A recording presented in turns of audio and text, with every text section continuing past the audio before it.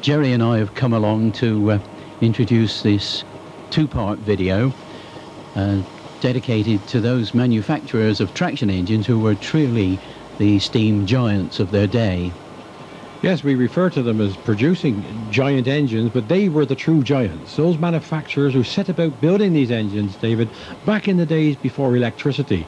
And some of you modern engineers out there now must find that very difficult to believe. Well, we start off with Fodens. Now, Fodens still are running around. They're still in existence. They were at Sandbach in Cheshire. And that particular engine used to belong, you told me, to Jack Hampshire. I've had the good fortune of meeting Jack. Was that the one he called Peg of My Heart? That's the one. Well, I often wonder what happened to it, because poor old Jack died. He was a son of a steam wagon haulier, wasn't he? I believe so, yes. He certainly wrote about his apprenticeship in steam. Some wonderful books. Tells you how they did things in the old days. And back in the early days, I suppose Foden was one of the most, if not the most common of all steam wagons. And of course, Foden still producing vehicles today, but with a big American parentage, unfortunately, and holding Cummins engines in between their chassis, whereas in these days, right from the front, right to the tailboard of the back, it was 100% Foden built. Now, ladies and gentlemen, hear this. Now, hear this. This is an important announcement. Here's a somewhat earlier Foden that was used by the Army during the First World War, and it's been nicely restored to its government-type livery. And look at your modern 4x4 or 6x6 military vehicles now for cross-country. They must have had quite a few problems getting those across countryside in France during World War I. And of course, there was a lot of mud about in those days. One of the interesting things is the pulley added on the end of the flywheel. Must have been used for driving probably hay balers or something of that sort, I imagine, for... although it says roads, I wonder whether... In fact, it might have been driving stone crushers or something. I should imagine so. If they were out there hauling and building roads, David, I would have given a guess that was for the stone crusher, the portable. And this is an interesting piece of preservation. This particular wagon was exported to a museum in the United States, and it still carries its original paintwork. I'm getting really muddled up here. I think I better go and lie down in a quiet room. The Foden 6-ton King William. We've got another early one here, and again it's got a pulley on the end of the flywheel. Quite a few of these were used for driving equipment. Now, what have you done with John? But the simplicity of it, of course, Foden's followed the general layout of the traction engine, which you can see there, and then there's those simple girders alongside that constitute the chassis, and it was just put with a lorry back end. You can see the chain there that's actually used to drive the rear axle. A huge long chain, and I believe there was an instruction in the cab saying that the chain had to be lubricated once a week, and to do that you took it off and boiled it in linseed oil. Soaked it in all sorts of stuff, but later on in years they developed a lubricant called blackjack that used to stick to the links just a little bit better than what they used in those days, but a lot of them were subject to neglect though, weren't they, David? I imagine they were used rather than looked after. Long before MOTs.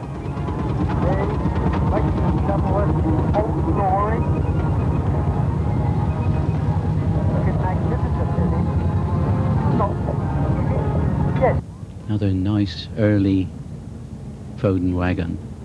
Interesting point to notice with the Foden, some of the drivers are on the left and some are on the right. Apparently that was an option because it didn't really matter which side you sat, because you didn't have the strict motorway procedures that you've got in modern days.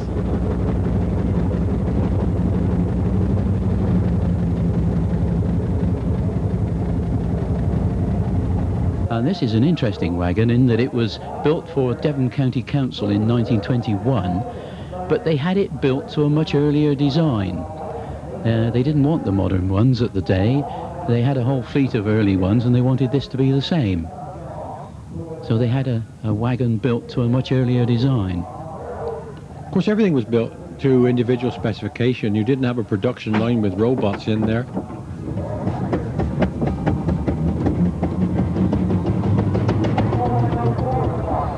And this is a bit more our part of the country now with a Somerset registration on it, David. One of W.J. King's of Bishop's Lydiard, a great firm down there on the other side of Taunton. Had quite a lot of old steam wagons that were just put to one side, and when it was all sewed up several years ago now, it's amazing how many of these are back into preservation, and this is a fine example. Yeah, there were a couple of these that were repainted and were used to advertise Newquay steam beers, and this is one of the two. The other one was red, and they used to appear at rallies together.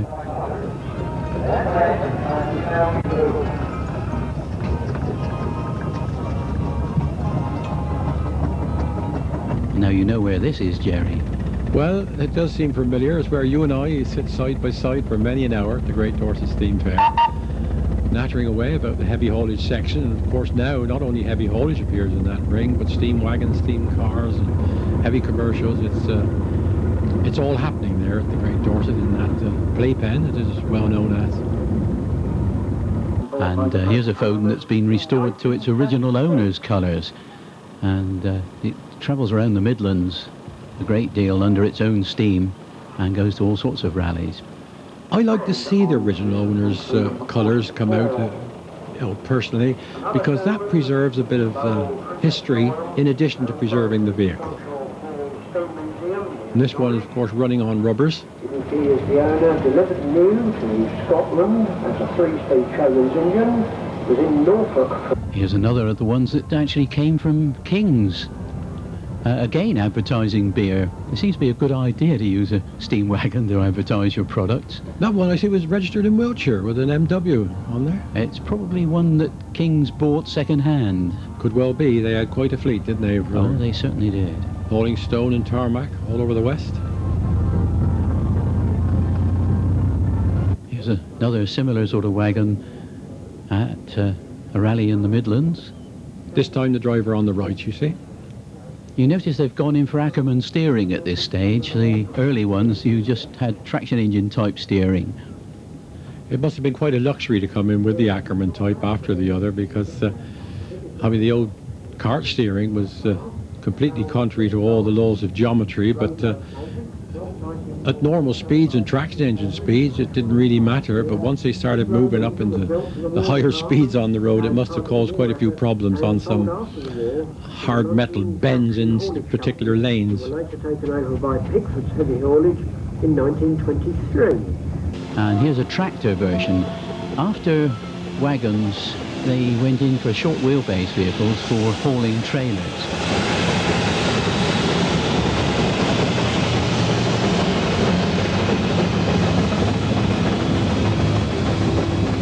Quite a good performer, because they had a good road speed. Some of these would get up to about 35-40 miles an hour. And I've heard claims from old drivers of far higher, but they didn't have a speedometer to back them up.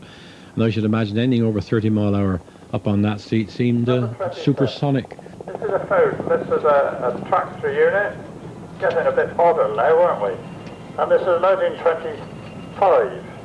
Sort of a forerunner of a lorry, really. And it's what they call their C-type.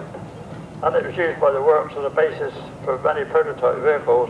Here's another of the tractor versions, and this one's been converted to showman's use. Showman used a number of these Foden wagons and tractors, and they extended the smoke box with a dynamo bracket, and just as you see here, and used it with small stuff around the fairground, usually sideshows or children's rides. Well, Jim went for a bath, you see, because it's essential for steam men to have a bath to get all the grime and the muck off. Now this is something you know something about, Yes, Jerry. that is a replica of the bus used by the famous Foden's Works Band. Not the actual bus concerned. I think there's a bit of difference in horsepower in the actual engine, but it has been built along those lines. Now it belongs to the Searle family, and it appears at many rallies, and a lot of people enjoy a ride round in the old-fashioned bus, including myself. It's of course I'm privileged, I get up in the front seat. I do love the sound of the old Foden when he's working hard.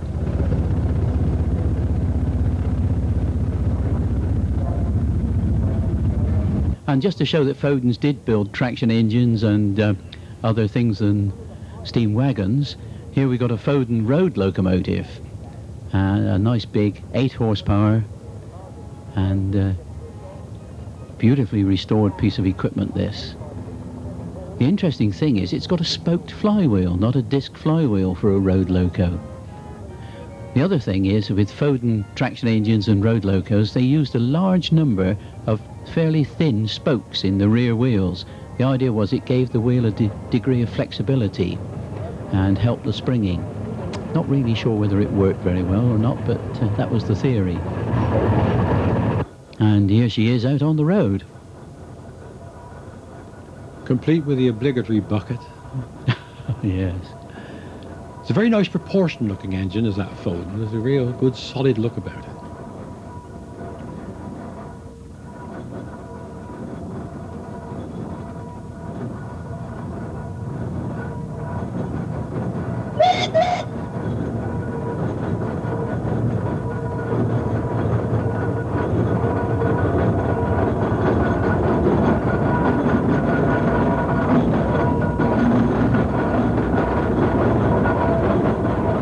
Coming on now to our second manufacturer, one of several manufacturers who were based in Lincoln. And this one, William Foster, built quite a range of engines. It's rather nice to see this one on the road, complete with the thrashing drum. I suppose Foster's are one of the most popular models that you see now. A lot of people are building the 4-inch and 4.5-inch Foster models. The ones drawn up some plans, and they're getting very common in the miniature line now. Oh, yes. An interesting point on the Foster, you can always tell one built after World War I, because round the name band on the front of your smoke box there, you'll see the replica down the bottom end there of the World War I tank, because Foster's actually did produce tanks for World War I.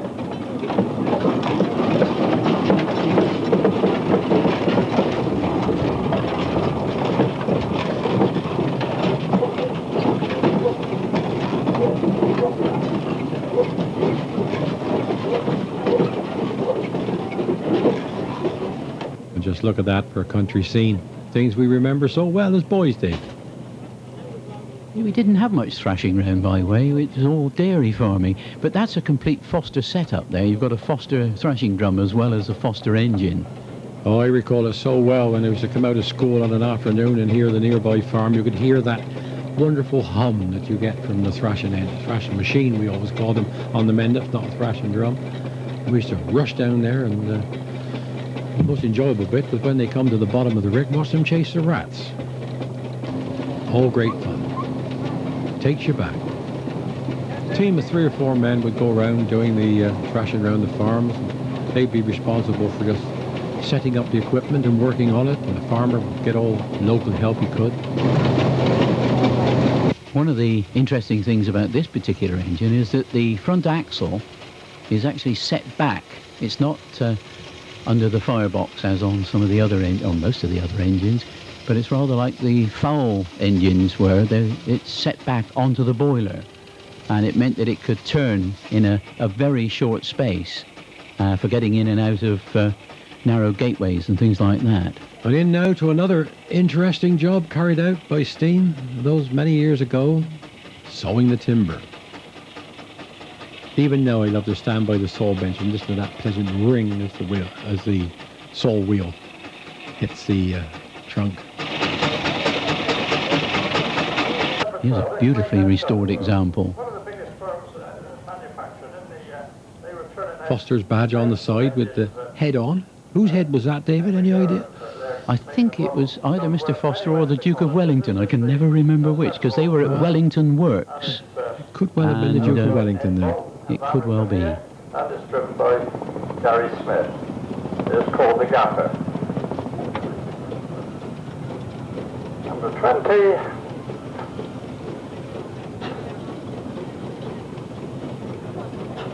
I've no idea how many engines over the period these firms would have produced. Some obviously produced more than the others, but when you think of the methods of construction and production, it was amazing the amount of machinery turned out. One way of telling a Foster is that bar across the top of the safety valves. They extended theirs in each direction, forwards and backwards, where most of them only went one way. Because? Well, you could hit that and open the valve if it was sticking. But why they wanted to go forwards, because I suppose if you were around the engine oiling or something, it might have been useful. Well, used by the... And here's a Foster tractor. This is what they called the Wellington tractor. Interesting to see this one without a canopy. It shows you somewhat better the lines of the engine. With a sprung front axle to make things a little more comfortable. Of course, the tractors were small road haulage engines and really designed for one-man operation. Hence the belly tanks for longer distance. Yeah. 36575 is the maker's number. Goodness me, he's driving nothing. Is he saying big? Yes, I'm sure he is. Yeah. This was John Black's old engine, as I said. Here's a tractor which is being converted to showman's use, and it makes it into a much bigger engine, as you can see as it comes by. Obviously been generating, they've still got the extension chimney on and the belt onto the dynamo, so they're taking it very gingerly.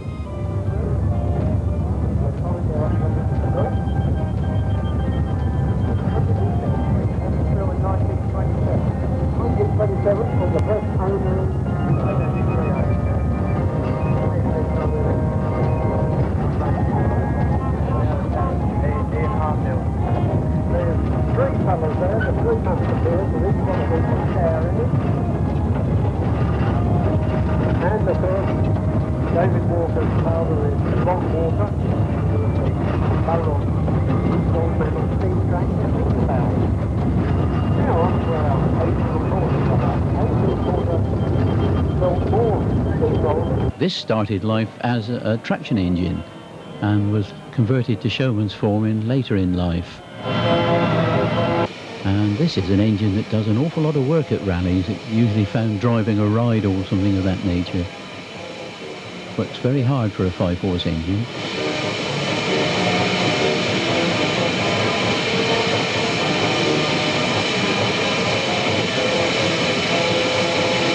Now we're back to the old portable now. Ah, yes, they built portables.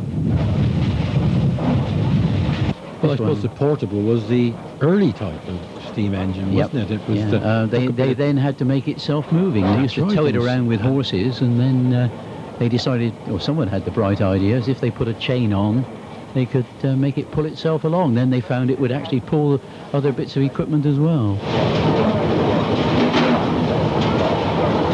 Another Lincoln firm for you, David? Oh yes, Clayton and Shuttleworth. And this engine, Phoenix, it's just had a major rebuild. You can see they haven't quite finished it. They haven't got the cladding back on the boiler. They've got the lagging on, but not the cladding. And it's a wonderful engine. It's one of the very few compound Clayton and Shuttleworth engines in preservation. So most of those were single?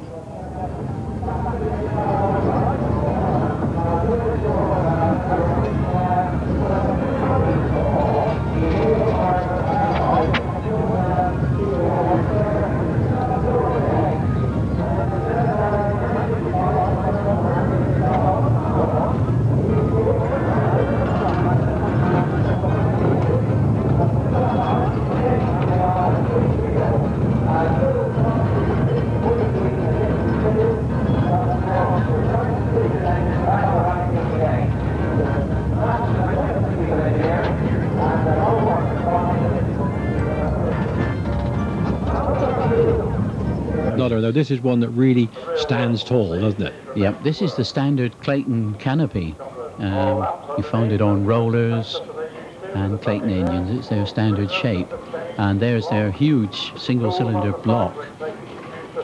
They were very massively constructed. They have big bearing surfaces. Don't think Clayton intended them to wear out too quickly. For the benefit of any Americans who are here. 42? No, 12. They always use that short canopy then, David, did they? That was the standard one for for traction engines and for rollers. They probably called it the GT model, did they? I don't know. But there again, a very similar engine. You can see the same canopy, but that somebody's added some sideboards to it. But the same huge cylinder block.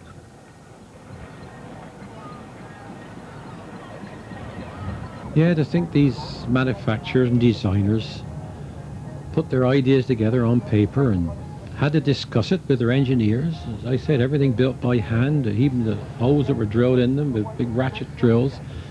And here, in some cases, 100 years on, the engine's still going. This is one of the earlier Clayton and Shuttleworths, and this one's very appropriately called Old Glory. You can see the slight differences in the design on the cylinder block and in the engine generally. Note this one has the spark arrestor on top of the chimney there. Lots of stories are being told about lack of spark arresters in thatched cottages. Of course, when they're crawling around the ring like this so that the public can see them, you don't really need it, but if you're out on the road and pulling a load, then you certainly do. We're back to the later version, very similar to the previous ones, but without the canopy.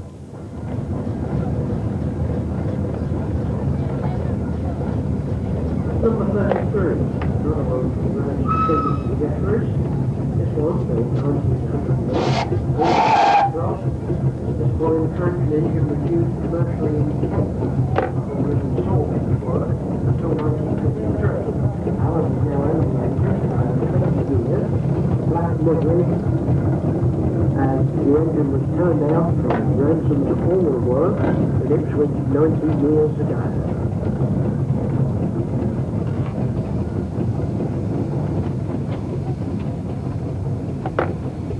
Another one of the same ilk. Looks somewhat different when you've put that curved nameplate on it. It's amazing how it changes the look of the engine. I was thinking the same thing. It changes the whole sit of the engine, doesn't it? And also the chimney top. Amazing how a chimney design actually changes the look of an engine.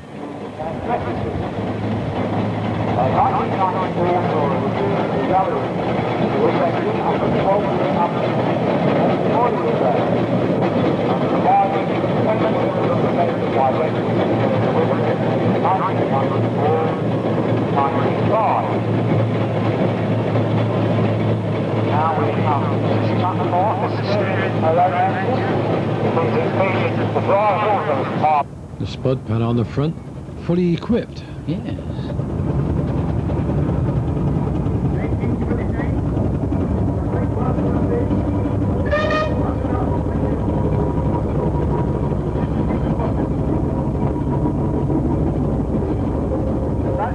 There's another of the compounds. As I say, there aren't that many Clayton compounds in preservation.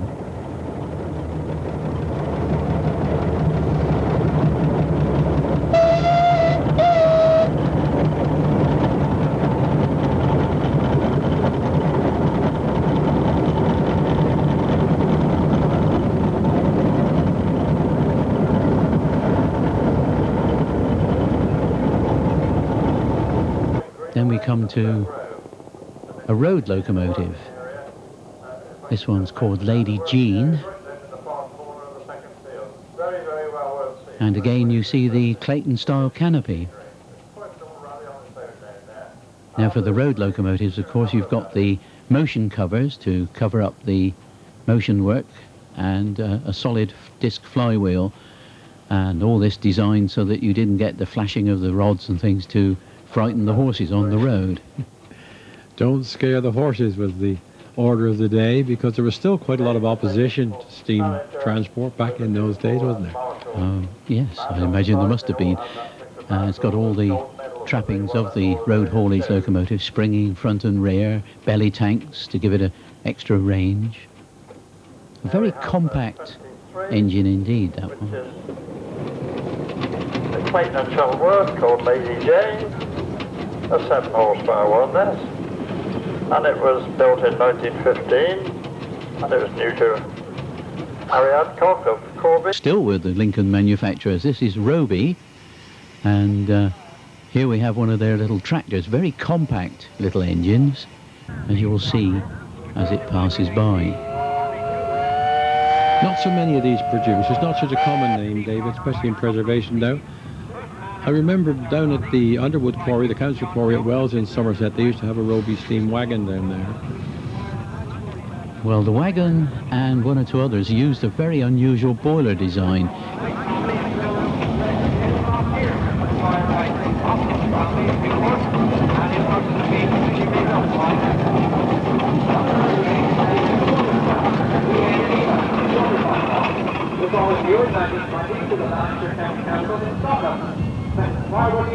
Here's another one in very nice condition. This one's called Village Queen. And the driver standing there gives you a good idea just how small they are. Still 4 nominal horsepower. Quite a stocky, stout little engine, isn't it? They Very are. compact. Yes, they are indeed. It was sold at Costco in 1969 steam product from Stuart Chillington, 40. It's been with the present owner since 1980. Another of the Roby tractors. And the canopy here makes it look completely different. They've also put rubber strakes onto the back wheels to give it a better ride. The spoke arrangement in the back wheels looks slightly different on this one too, David. Rather an unusual spoke layout compared with the conventional. Now we come on to the Roby tandem rollers. And this is one of the engines which is part of the Roby Trust collection. They're down at Tavistock in Devon. And they've started putting together a collection of Roby products. And this is the conventional form of their tandem road roller. That's being followed by the tri-tandem. This started life as a tandem, as the previous one, but someone had the bright idea of adding the third roll to make it useful for rolling tar macadam. And the modifications were carried out by a firm called Goods in Hertfordshire. And this particular engine finished its working days rolling sections of the M1 motorway.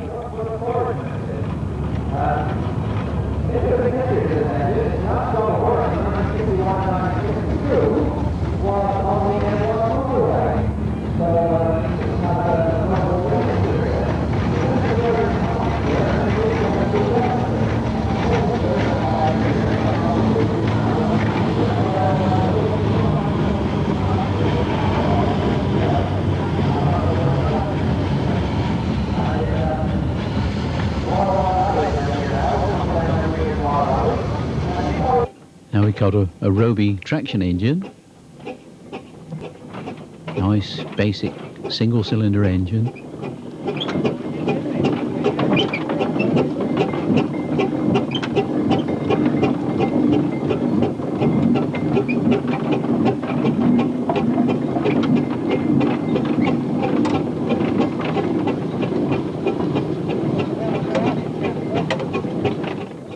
Towing a rather nice little portable behind it.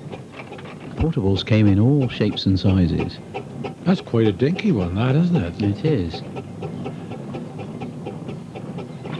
Anyone wanting preserved steam and not a lot of space, that's the ideal bit of machinery for them. Then you go to the other extreme. Well, that's right. This huge portable driving two, not just one, but two pieces of equipment. A massive cylinder block.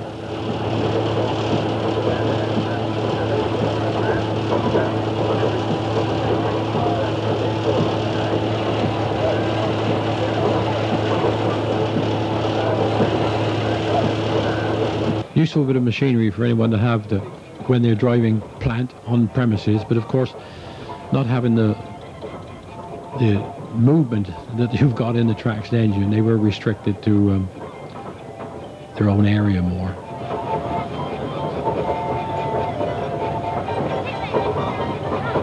Yet another of the Lincoln manufacturers, the Ruston Group, they're still in existence. Of course, producing gas turbine engines now, but it's a bit different technology from what we see here.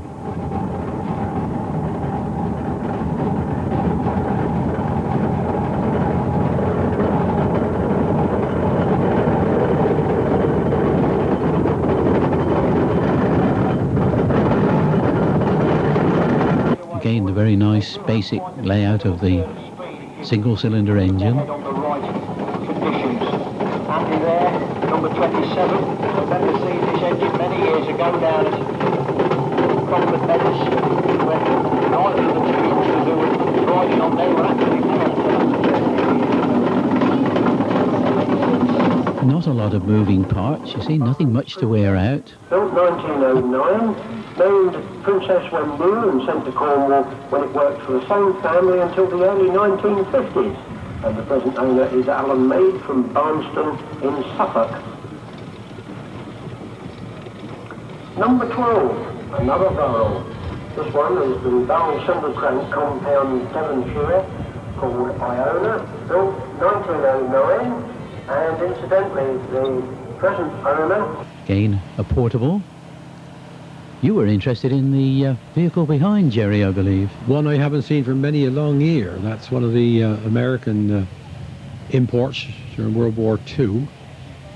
That tall front is either a Dodge or GMC, I'm not sure which. They were very similar from side view, but that fascinated me even more than the portable. I'll leave that one to you, David. Sacrilege, sacrilege. I did notice that the governor's on here rather dated. That's rather an old-fashioned style governor, isn't it? Oh, it is, yes, and the huge weights on it,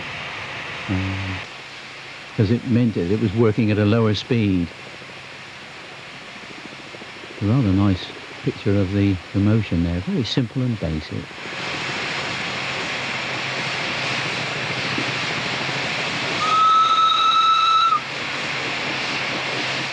Not quite sure why they had a whistle fitted to a portable. It's probably, if it was, as that was doing the stone crushing there, you see, it could well be in a quarry, and that would be, tell you when it was dinner time, or probably blasting time, or something like that, because it was quite an important chap who used to look after the steam portable in the quarry, crushing stone. And a lot of the quarries in our area, although they turned over to diesel in the early 30s, prior to that, they had steam engines in their crusher houses, as you should call it, driving the static crushers there. And here's one of their tractors. Looks as though this one's been having a rebuild around the boiler and still got the red lead on there.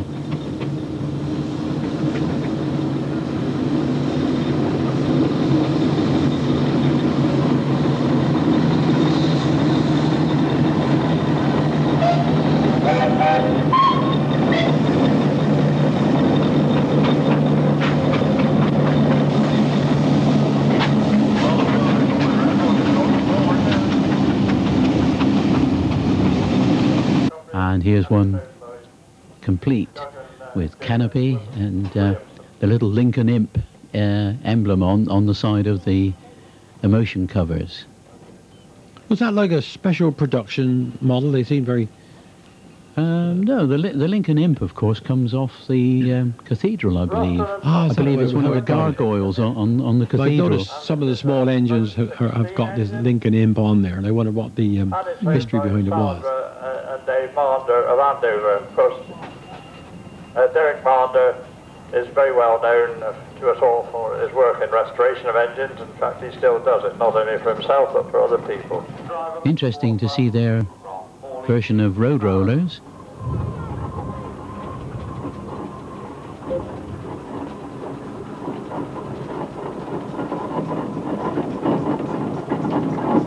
Number 17 then is the Marshall Roller Vrom, built 1927. Notice the built-up rear wheels. They didn't use spokes. They had a plate with holes in it. Somewhat earlier one, the Dole family, they take this engine round by road all over the country. They go around towing their living wagon and a water cart and travel miles with it. What was this previous number, Roger? I missed it.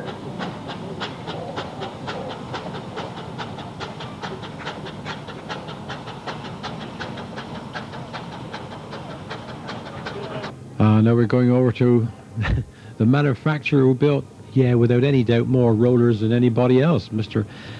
Thomas Aveling from Rochester in Kent. I believe he was the gentleman who had the bright idea of actually putting smooth rolls onto a traction engine to use it to roll roads. I think he probably seen that traction engines were pushing down the road surface and compounding it down, and had this idea. I've had many a member of the public ask me, why do they have the brass horse on the front of steamrollers? I said, well, they aren't on all of them. It just seems like all of them because there's so many of them. And of course, that is the emblem of Kent. It is, yes. But this is a nice big compound. I should think that's doing a great job of putting down that road. Very, very good for putting down foundation work. Lots of weight on the rear rolls.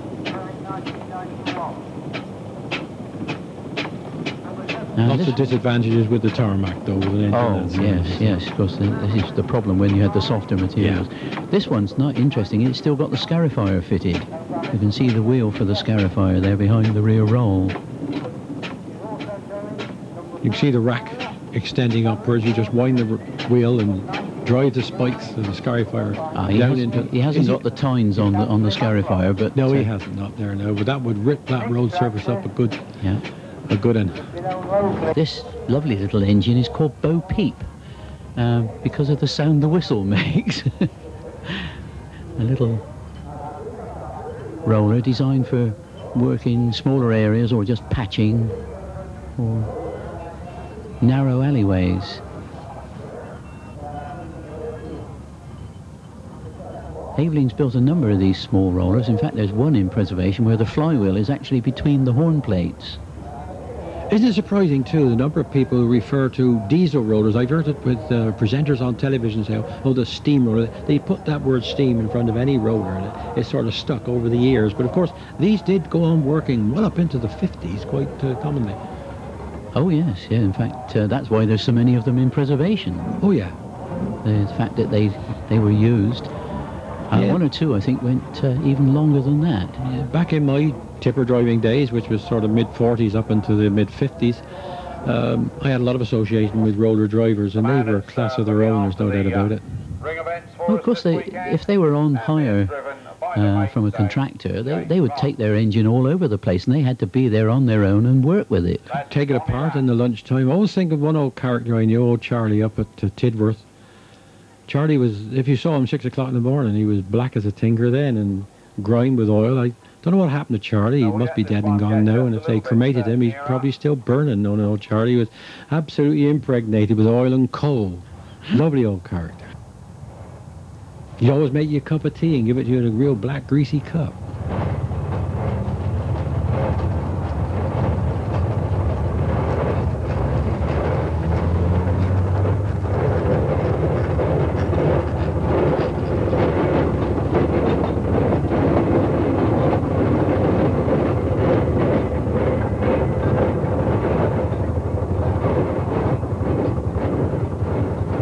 Very unusual canopy on this one. It looks as though whoever had it in working days decided to fit their own canopy to it.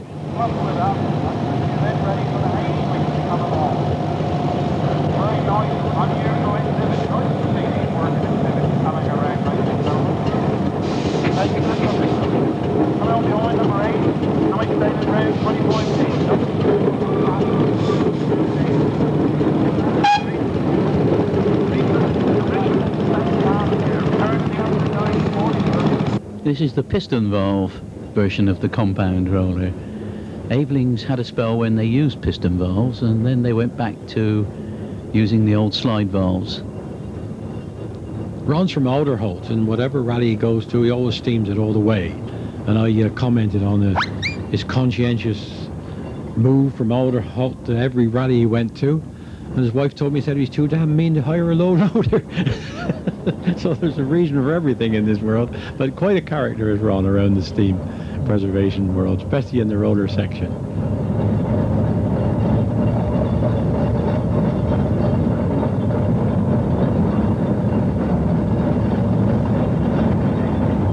Now there's the conventional Haveling canopy, made of metal. Most canopies were made of wood, but the Havelings were built of steel. Marshall traction engine. This one was built in 1914 and was supplied new to E. Wilson, Wayhill, Winchester. Then it moved to a place called Watlow in Lincolnshire. It was sold in the 1930s to the engineering company in Wigan down in Kent, down Bath, Canterbury.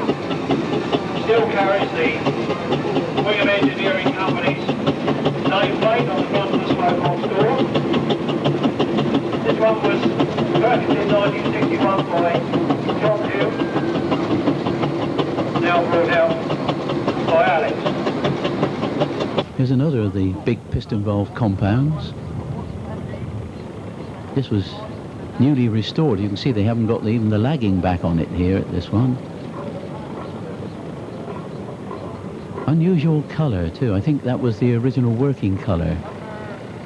Yeah, of course, some were sent out in factory colours and stayed in factory colours, but other firms could order them in their own livery. Well, of course, they got repainted as well as they were rebuilt. That's right. And back in the early days, if they wanted to photograph them, they used to paint them grey, so they showed up in the old black and white photos. So there's lots of different reasons for different colours on this, in the steam rod.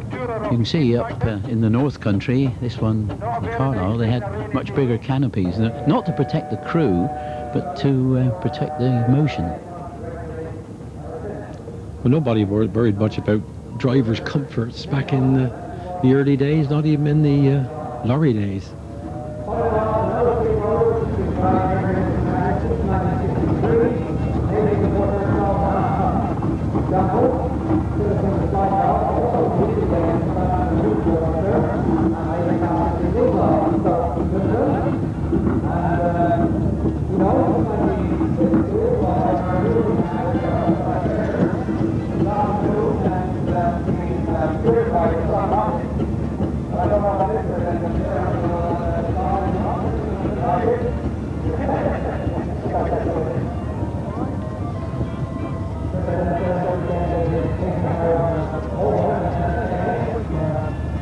Now here's one of the earlier compounds with slide valves.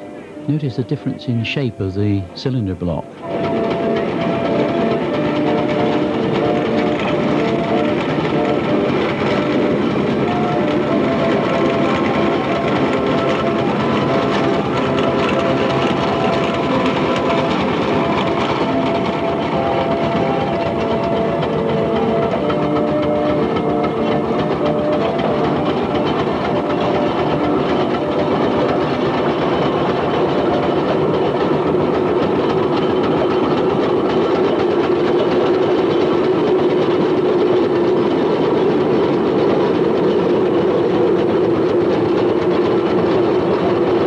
This is an enabling tandem roller. Now they produce different sorts of tandems, but this one has a Shea engine. Now this is the opposite side to the engine, and that's a water tank which was used to balance out the weight of the engine.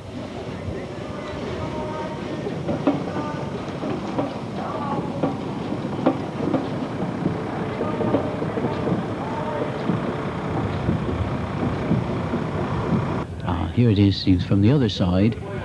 Now the Shea engines were an American design. They were twin-cylinder vertical engines, and in this case they drive a shaft which goes back to a bevel gear which drives on the back roll. And in order to balance out the weight of that engine, they had the water tank on the other side. The trouble was, as you used up the water, it got lopsided again. This one ended its working days with W.W. Bunkum at Highbridge, and Norman Bunkum did once tell me it was the most useless thing they ever had. Seemed like a good idea at the time. Yeah, it tended to slide down the camber of the road if you had a very big camber. We go on to Aveling tractors.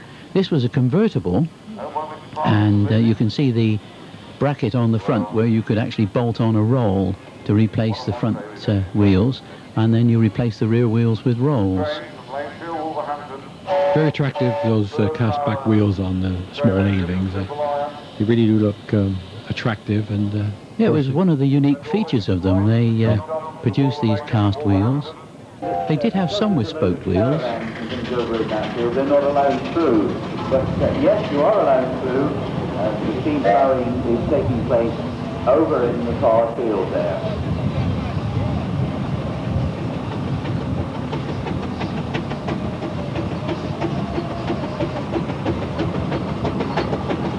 Would you like a ride on this steam bus? Do come along. You can see it very nicely here, the cast wheels. It's a very nice view of the motion here. You don't often get aerial views of traction engines. Certainly back into the old photographs, it never seemed to be possible back in those days.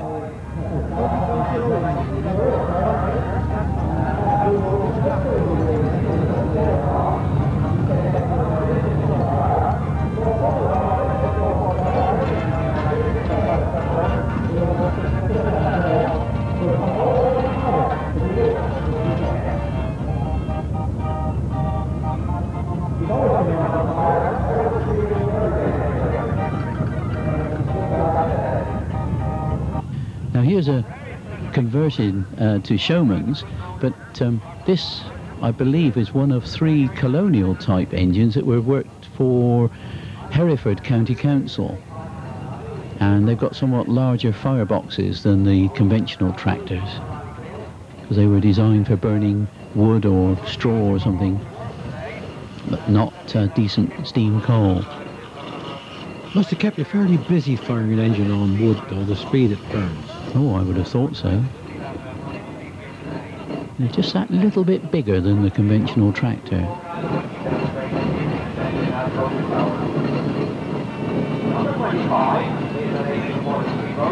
Then we come to an Aveling traction engine, a nice compound engine. Spent quite a lot of its working life down in Cornwall and went into preservation in Cornwall, but it's now up in Hertfordshire. Cornwall was very much noted for its use of steam with the various industries that went on inland there, but they never seemed to get their act together and produce any down there, did they? Most of the stuff they built, of course, were pumping engines and winding engines for mines. Yeah, noted for the big beam engines and stuff, but certainly not the steam track. Well, of course. Oh, Mr. Trevithick, of course, he did produce a road-going vehicle in the very early days.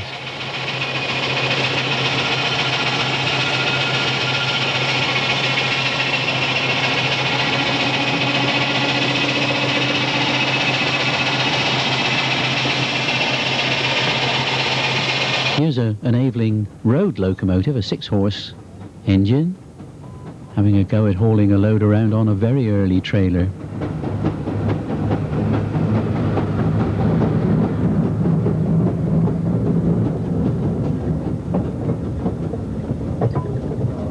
Not a very big trailer, but what a hell of a thing to pull that is. Yeah, the bearings are a bit rough on it. I mean, it doesn't roll very easily. I've seen that parked up on the side of the slope there at the Great Dorset, and it refused to run down the hill on its own. Working nicely as it comes up the hill there.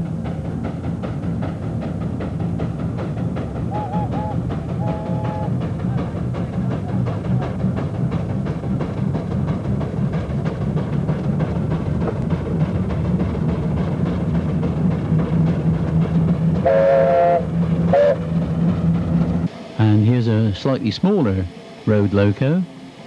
Once again, note the size of the flywheel. And the cylinder block on this one is interesting. Aveling had a spell when they used cylinder blocks very similar to Fowler's, with the valves on top of the actual cylinder.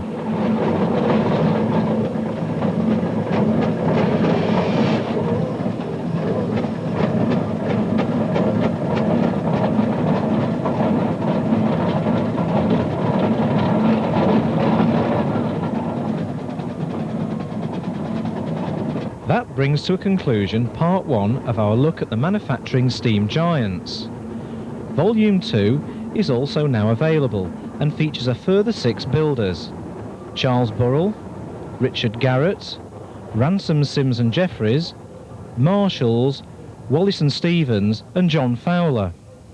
We hope you've enjoyed this selection, but don't rewind just yet, as there's news of other vintage video titles available from our comprehensive range to follow shortly.